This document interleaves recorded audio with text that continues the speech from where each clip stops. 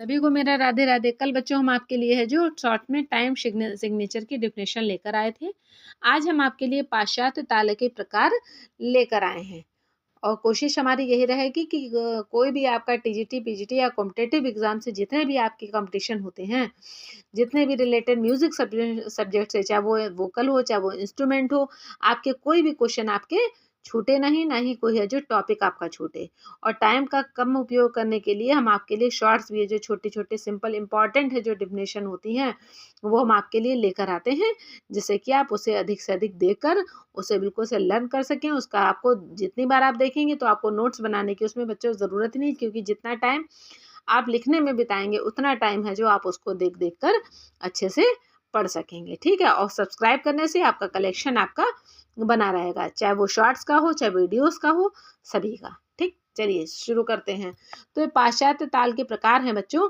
पाश्चात्य ताल पद्धति में ताल है जो दो प्रकार के होते हैं, एक सिंपल टाइम के होते हैं, कंपाउंड टाइम होता है।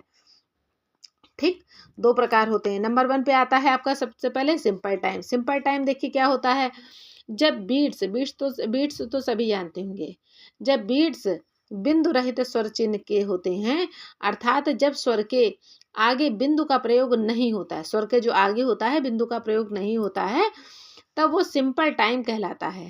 ठीक, सिंपल टाइम की मात्रा 2, 4 अथवा 8 भागों में विभाजित की जा सकती है। सिंपल टाइम के बीच के है जो 3 उपभाग होते हैं। देखिए कौन कौन से उपभाग होते हैं।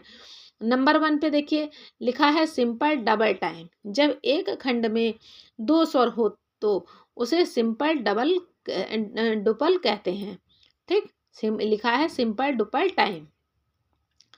अब देखिए जैसे है जो कौन कौन से नंबर के आते हैं, देखिए जैसे 2/2 है तो देखिए इस टाइप से है जो आपके इसके चिन्ह होंगे।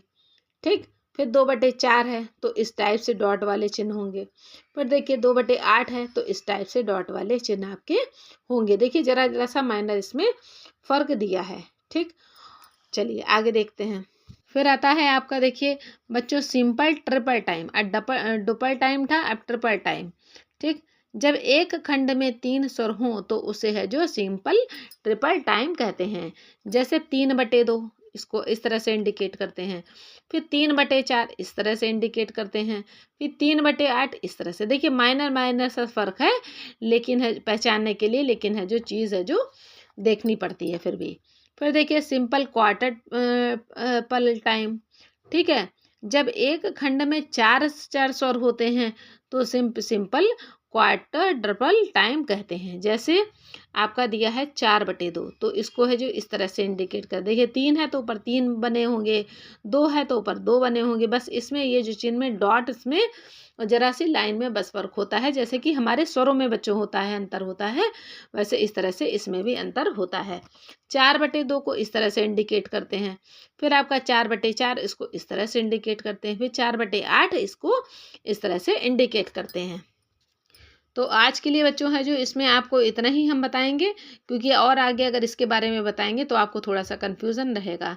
अब देखिए आपको अगर सोचे कि अगर आपको बुक खरीदनी पड़ेगी, कुछ भी खरीदना पड़ेगा, तो हम आपके लिए इतनी डेफिनेशन खुद ही लेकर आए हैं कि आपको अगर आपके पास बुक वगैरह नहीं है, एक्सप्लेनेशन के लिए नहीं है, या आपको मंगानी पड़े, उससे अच्छा है कि हम आपको इतना ये सब है जो एक एक टॉपिक है जो प्रोवाइड कराते जाएँ। जितना हम पढ़ा रहे हैं उतना कलेक्शन भी अगर आप डेली का डेली आप अच्छे तरीके से नोटिस कर लेंगे, आप लर्न कर लेंगे, तो वो आपके लिए बहुत ही हेल्पफुल होगा और बहुत ही तैयारी कराने के लिए सफिशेंट होगा।